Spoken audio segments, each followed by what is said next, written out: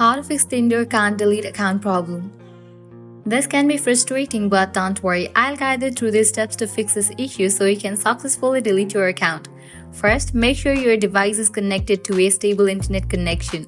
A weak or unstable connection can cause problems when trying to delete your account.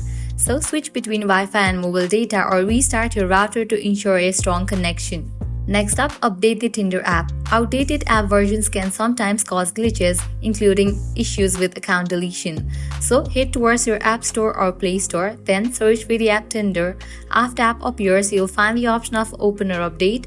If you find the option of Update, just click on it and update the app to its latest version.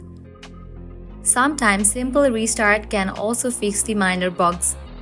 So, close Tinder app completely by swiping it away from your recent apps, then reopen it and try deleting your account. Try this step for several times. This might fix your issue. Next up, launch your Tinder app. Then navigate to the settings page.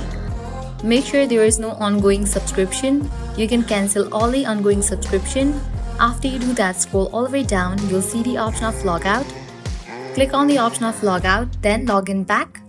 And with that, your problem might be resolved. And that's how you fix the issue can't delete account problem on Tinder.